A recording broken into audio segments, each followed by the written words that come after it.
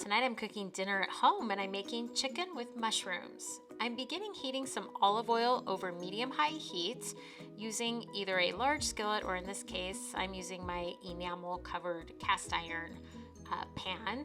And I have already pounded some chicken breasts by butterflying them and then putting some plastic wrap over them and taking a rolling pin and just kind of mashing them a bit so that they're very thin. And I've seasoned both sides of the chicken breast with salt and pepper and sprinkled them with all-purpose flour. I want to brown both sides of the chicken. I want them to pretty much cook before I begin making the sauce with the mushrooms. So I have to do this in stages because I had multiple pieces of chicken breast. I'm starting with about 2 pounds, and you'll see brown bits are starting to develop at the bottom of the pan. That's all great. Later you'll see those brown bits get much darker and it looks like almost burning, but I'm gonna talk about that in a second and some tricks you can do. So look how dark all those bits got. This is like the last stage of the chicken, and it is a dark brown, almost burning color. Don't be afraid of that. That's great flavor. You don't want it to burn though. So one thing that I try to do is deglaze the pan, and I'm gonna put some chicken stock in after I finish this last batch of chicken. And by adding some chicken stock, which I was gonna use anyway, it enables those bits to be released from the pot without them continuing to burn.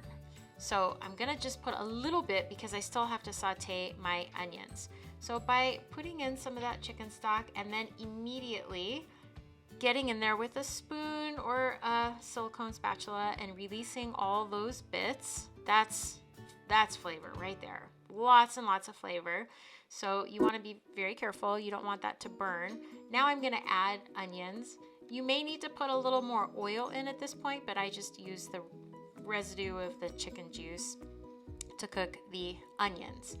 I forgot to put the prosciutto in it this time.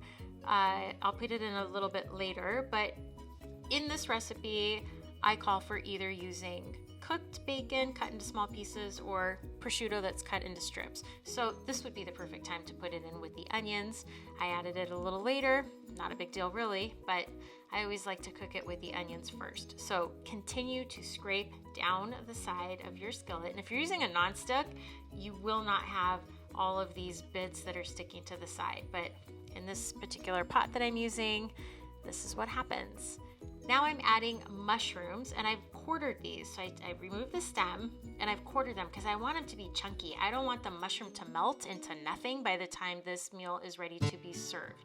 I want you to be able to see that it's mushroom with chicken. So I'm waiting for the mushrooms to turn brown, like a golden brown. I'm also adding fresh thyme.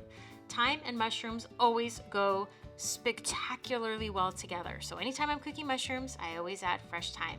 And you can see there's parts of that pan that are questionably really dark brown, but don't worry, because once you deglaze the pan, those bits become, like I said, flavor. So off camera, by accident, I started to add in some chicken stock. Now when you add the chicken stock in, you have to do it slowly, a little bit at a time. If you add all the chicken stock at once, then your sauce doesn't really become very thick. It's just gonna be very liquidy. And here's my prosciutto that I'm adding in. Better late than never. Ideally with the onions, like I said before, but it was actually fine. So I'm gonna give all that a good mix. And then this needs to reduce a bit before I add back in the chicken. Now remember, the chicken had a little bit of all-purpose flour coating it with the seasoning. So once you add that back in, the flour that's on the chicken is going to help thicken this up. So you can see my pan is becoming drier. I'm going to be adding more chicken stock in a little bit at a time. Be careful not to add it all at the same time because you will not get a nice thick, like gravy basically. So there goes a little more chicken stock, scraping up all those good bits, pouring a little bit more chicken stock in before I drop the brown chicken. So once I'm ready to get the chicken back in, I need to season it, taste it, and then I can add back in my pounded chicken. Because the pounded chicken is already cooked all the way through before, I'm now just trying to heat it up And I'm also trying to infuse the flavor of that sauce into the chicken and pull some of that flour off of it to help thicken this sauce. This is delicious, served over rice or noodles or even with mashed potatoes. And then at the end, I like to finish it with some flat leaf parsley, finely chopped. For this recipe and more, visit myclasscancook.com.